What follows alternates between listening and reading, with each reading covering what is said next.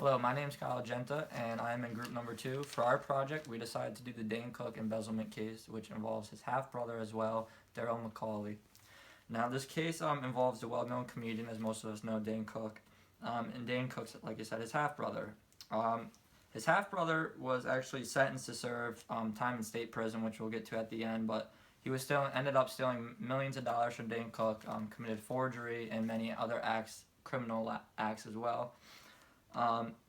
Dane Cook, for years, he had McCauley, actually as his business manager, and he was obviously stealing from Mr. Cook, and he was taking advantage of Dane Cook for the trust. Obviously, being part of the family, he had more trust and more ways to talk to him and communicate to a celebrity, which is very hard. So he had he had a lot of ins with Mr. Cook, and he kind of used to his advantage the relationship that he had with Mr. Cook to get for his own personal gain, which in the end he resulted in stealing millions of dollars, buying houses, which gets involved later. But Mr. Cook eventually, around 2008, him and his lawyer started to realize something was not right. He wasn't earning the money that he thought he was supposed to be earning, which was actually makes sense because it was getting stolen from him.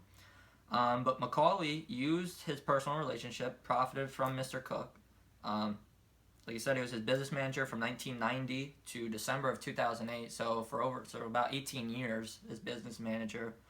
He was responsible solely for Mr. Cook's management of his client's financial affair, including receipt and payment of bills for any houses, anything he might own that needs payment of bills, anything like that. Deposit and management of Cook's income and his revenue. So right there was kind of the pass to Mr. Cook, or the pass to McCauley, that he right then kind of saw an opportunity. He might be able to steal money or get his hands on some extra money that's not rightfully his. So he also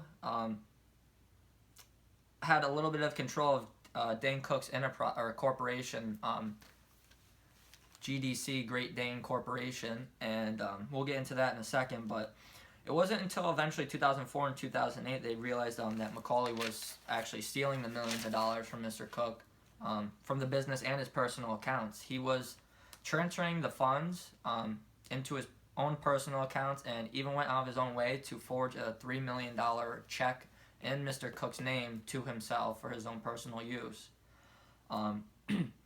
They believe he stole more from the business that we just talked about, Great Dane Corporation, by transferring the funds to his personal account through checks and wires transfers. Now, he was very smart in a way about how he did this, because it took them eventually years to figure and catch on what he was doing. But as well as without the knowledge or consent from Great Dane Enterprises, as he was doing, taking illegal money without any of their consent, any of knowledge. So he was being very sneaky and sly about it the entire time. And actually, he actually wrote checks also from Mr. Cook's corporation, Great Dane Corporation, also wrote checks from that corporation to him from the corporation, so he was stealing more money in another way as well. Most of the time, he deposited money into a joint account with his wife, Erica McCauley. So she is a witness and also held accountable for also these acts because she was part of it. They would withdraw the money, just use it for their own personal house. He would take money from cashier checks too, however he could get a form of money and get into his own bank account. And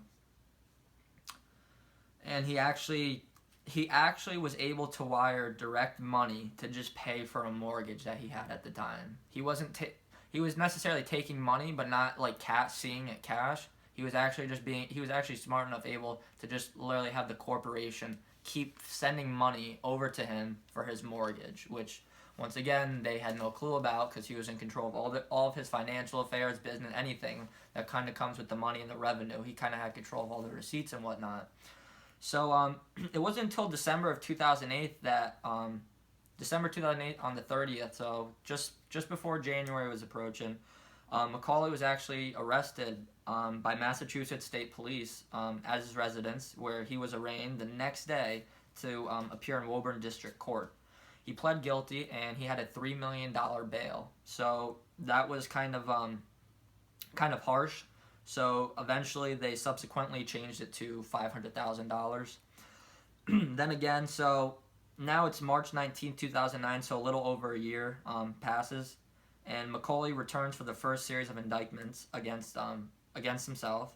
He was arraigned in Middlesex Superior Court, where he pleaded not guilty. Um, and the judge in that case actually ordered that his bail go up from $500,000 to $1 million. So he ended up he wasn't able to pay the $500,000 in bail because he didn't have any money for it. So he kind of screwed himself by not trying to get the money as soon as possible, and had to end up paying an extra $500,000. So now, like I said, the last one took place on March of 19th was the last time he went to court. So then he goes back on June 25th now of 2009. But this time it's for his wife Erica McCauley. She was arrested at her residence and was arraigned to Woburn District Court, as well as Daryl was previously back in December of 2008. Now her charges were for larceny by scheme and receiving and concealing stolen property.